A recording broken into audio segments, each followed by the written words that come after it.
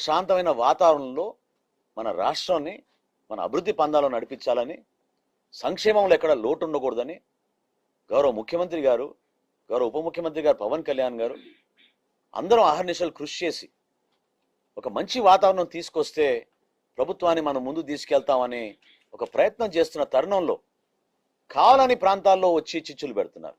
జగన్మోహన్ రెడ్డి గారు కూడా ఆత్మ పరిశీలన చేసుకోవాలి. ఒక కుటుంబాన్ని పరామర్శించడం తప్పు లేదు, నో ఇష్యూ ఎట్ ఆల్. కానీ ఒక పార్టీకి అధినేతగా దీని వెనక ఉన్న నేపథ్యం, బ్యాక్గ్రౌండ్ తెలుసుకోకుండా మీరు తీసుకున్న నిర్ణయాన్ని గురించి మీరు ఆలోచించాల్సిన అవసరం ఖచ్చితంగా ఉంది. ఒక ప్రశాంతమైన వాతావరణం లాంటి తెనాల్లో గత 5 సంవత్సరాల్లో వాళ్ళు కొత్తగా తీసుకొచ్చిన సంస్కృతి ఏంటి? ఏ విధంగా నడిపించారు? ప్రతి సందులో అమ్మేస్తున్నారు, ప్రతి బడ్డీ కొట్లో అమ్మేస్తున్నారు గంజాయి. ఏమైపోయింది ఈ మార్పు ఈ పట్టణానికి, ఈ ప్రాంతానికి?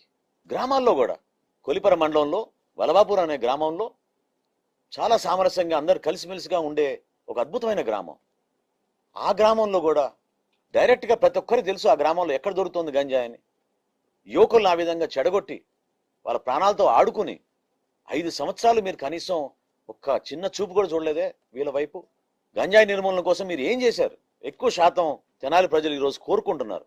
దయచేసి మీరు రేపటి రోజున అక్కడ వచ్చి పర్యటనకి మీరు ప్రజల్లో మళ్ళీ ఇంకోసారి అనవసరమైన రాద్ధాంతం సృష్టించి, ప్రజల మధ్య విభేదాలు సృష్టించి, కులాలతో మతాలతో ఏం సంబంధం అండి? లా అండ్ ఆర్డర్ మెయింటైన్ చేసుకునేటప్పుడు సమాజంలో చీలిక చేయడానికి కోసం, తద్వారా రాజకీయ లబ్ధి పొందడానికి కోసం గతంలో ఇదే వైఎస్ఆర్సీపీ ప్రభుత్వం కోనసీమలో ఏ విధంగా అలజడి సృష్టించిందో మీ అందరికి గుర్తు చేయాలి. ఈ సందర్భంగా ఎక్కడైనా ఊహించామా మనం?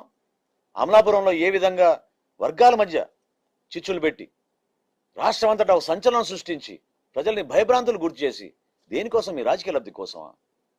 దీనికోసమా మనం రాజకీయ నాయకుల్లో మనకు కోరుకునేది? మన పదవులు రావాలి, కష్టపడి పనిచేయాలి, రాష్ట్రానికి దేశానికి మంచి పేరు తీసుకురావాలి, మన బిడ్డలకి ఉపాధి అవకాశాలు కల్పించాలనే ఆలోచనలు మీరు మానుకుని ఇటువంటి ఆలోచన ద్వారా మీరు వెళ్తుంటే తెనాలి నియోజకవర్గ ప్రజల తరఫున ఎంతో ఆవేదనతోటి అక్కడ శాసనసభ్యుడిగా నేను మాట్లాడుతున్నాను ఈ రోజు. మొన్న జరిగిన 1 మంత్ బ్యాక్ జరిగిన ఇన్సిడెంట్ ఏదైతే ఉందో, గంజాయి సేవించి ఒక కానిస్టేబుల్ని చంపడానికి ప్రయత్నించిన వాళ్ళని అదే డిపార్ట్మెంట్కి సంబంధించిన సిఐ గారు రోడ్డు మీదకి తీసుకొచ్చి వాళ్ళకి ఇవ్వాల్సిన పనిష్మెంట్ ఇచ్చాడు. ఆ విధంగా ఎందుకు చేశారు? అంతకుముందు ఎప్పుడు ఎందుకు జరగలేదు? మొన్న ఒక్కసారి ఎందుకు జరిగింది? జనాల్లో ఈ విధంగా చేస్తే కనుక ఈ విధంగా జరుగుతాయి, ఈ విధంగా మేము శిక్షిస్తాము అనేది తెలియజేయడం కోసం అని చెప్పని పోలీసు వాళ్ళు ఆ విధంగా చూపించారు. వాళ్ళు కొట్టించుకున్న వాళ్ళు ఏమన్నా ఆషామాషి వాళ్ళు కాదు, సామాన్య జనం కాదు. ఒకళ్ళ మీద 21 కేసులు, ఒకళ్ళ మీద 18 కేసులు, ఒకళ్ళ మీద 11 కేసులు ఆ విధంగా ఉన్నాయి.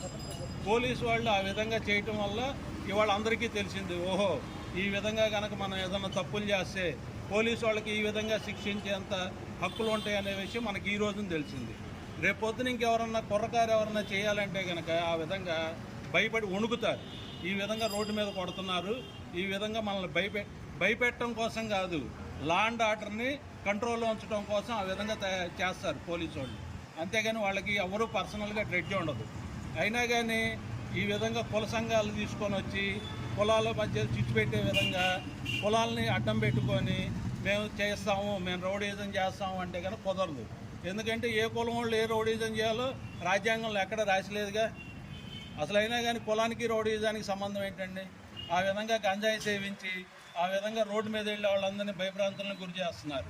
ఈ విధంగా కనుక చేస్తే రేపొద్దున అదే వయసులో ఉన్న కుర్రోళ్ళు ఏమనుకుంటారు, మనం అందరం కూడా ఈ విధంగానే తయారవుదాము, ఈ విధంగా చేస్తే కనుక మనకు పేరు వస్తుంది, రౌడీజంగా మనం ఎదుగుతున్నాము అనే ఆలోచనలో ఉంటారు. ఎంతసేపటికి వాళ్ళు చేసేది వాళ్ళకి కరెక్ట్ అనిపిస్తుంది, కానీ దానివల్ల పబ్లిక్ ఎంత బాధపడుతున్నారు, ఎంత భయపడుతున్నారు అనేది వాళ్ళకి అర్థం కావట్లేదు. వయసు అట్లాంటిది వాళ్ళది. ఆ వయసులో ఉన్న వాళ్ళని కంట్రోల్లో పెట్టాల్సిన బాధ్యత ఫస్ట్ ఇంట్లో వాళ్ళకు ఉంటుంది, ఆ తర్వాత పోలీసు వాళ్ళకు ఉంటుంది, ఆ తర్వాత సంఘానికి ఉంటుంది. ఆ విధంగా పోలీసు వాళ్ళు ఫస్ట్ స్టెప్ తీసుకున్నారు. వాళ్ళ చేసిన చర్య ఏదైతే ఉందో అది చాలా అభినందనీయం. ఆ విధంగానే పోలీసు వాళ్ళకి మేము మద్దతు తెలుపుతూ ఉన్నాము. ఈ విధంగా తప్పులు చేసిన వాళ్ళు ఎవరైనా కానీ, తప్పులు అంటే ఏదో చైన్ స్నాచింగో లేదంటే ఏదో చిన్న చిన్న ఇబ్బందులు పడి చేసేవాళ్ళది అది వేరు. వాళ్ళని పట్టుకొస్తారు, వాళ్ళ దగ్గర నుంచి రికవరీ చేస్తారు. ఈ విధంగా జరిగిన సంఘ వ్యతిరేక చర్యలు ఏవైతే ఉన్నాయో వాటిని రికవరీ చేయాలంటే ఏ విధంగా చేయాలి? ఈ విధంగా తప్పు చేసిన వాళ్ళని శిక్షించి రికవరీ చేయాలి. అట్లా చేయటం వల్ల మిగతా వాళ్ళు చేయదలుచుకున్న వాళ్ళు, ఆలోచన వచ్చిన వాళ్ళు భయపడి వణుకుతారు. పోలీసు వాళ్ళు చేసిన చర్యలో ఎటువంటి తప్పు లేదు, దాన్ని మేము పూర్తిగా వ్యతిరేకించము. ఏ విధంగా అయినా కానీ వాళ్ళు చేసింది కరెక్ట్ అనే చెబుతాము. ఈ విధంగా పోలీసు వాళ్ళు అందరూ కూడా తగు చర్యలు తీసుకోవాలి. కోర్టుకు వెళ్ళిన తర్వాత కోర్టు పని కోర్టు చూసుకుంటుంది. లా అండ్ ఆర్డర్ వీళ్ళ చేతుల్లో ఉంటుంది. ఫస్ట్ ఆ లా అండ్ ఆర్డర్ని కాపాడే విధంగా వీళ్ళు చేసిన చర్య ఇది. కాబట్టి తప్పులేదు. ఇంకపోతే ఇప్పుడు ఈ ప్రభుత్వం చేసింది, ఈ ప్రభుత్వం చేసిందని చెబుతూ ఉన్నారు. ఈ ప్రభుత్వంలోనే వీళ్ళ మీద ఒకళ్ళ మీద 21 కేసులు 11 కేసులు వచ్చినాయా? ఈ నెలలోనే వచ్చినాయా? ఈ సంవత్సరంలోనే వచ్చినాయా? అంతకుముందు పెట్టినాయి కనుక అయితే గవర్నమెంట్ అప్పుడు ఏది ఉంది, ఆ గవర్నమెంట్ వాళ్ళు చూసుకోవాలి. ఆ గవర్నమెంట్ వాళ్ళు మరి పెట్టించారుగా వీళ్ళ మీద కేసులు. వీళ్ళ మీద ప్రేమేం లేదుగా. అంటే తప్పు చేసిన వాళ్ళు ఏ గవర్నమెంట్లో ఉన్నా కానీ ఒకటే అని చూపని మీరు నిరూపించారుగా. కాబట్టి తప్పులేదు. గవర్నమెంట్ దీన్ని తీసుకురామాకండి. గవర్నమెంట్కి దీనికి ఎటువంటి సంబంధం లేదు. ఇది లా అండ్ ఆర్డర్కి సంబంధించిన విషయం. ఫస్ట్ అందరూ అది తెలుసుకోవాలి. ఇంకపోతే కులాల పరంగా గొడవలు చేయొచ్చు, కులాల పరంగా రౌడీజం చేయొచ్చు అంటే కనుక వాళ్ళకి రాజ్యాంగంలో ఎక్కడ హక్కు కల్పించారో చూపించమని చెప్పండి. చూపించిన తర్వాత ఇదిగోండి ఈ ఆర్టికల్ ప్రకారం మేము రౌడీజం చేస్తున్నాం అని చెప్పి వాళ్ళని కూడా చెప్పుకొని ఆ రౌడీజం చేయమని చెప్పండి. రౌడీజానికి వ్యతిరేకంగా ఉంటుంది ఎప్పుడైనా కానీ రాజ్యాంగం అనేది. కాబట్టి పోలీసులు ఆ చర్య తీసుకోవటం చాలా సబబైన కార్యక్రమం. ఇంక ముందు ఫ్యూచర్లో కూడా కుర్రోళ్ళు కూడా భయపడతారు. గంజాయి తాగి రోడ్డు మీదకి రావాలన్నా, గంజాయి సేవించాలన్నా కానీ వణికి వస్తారు. ఆ విధంగానే ఉండాలని మేము అందరినీ కోరుకుంటాం.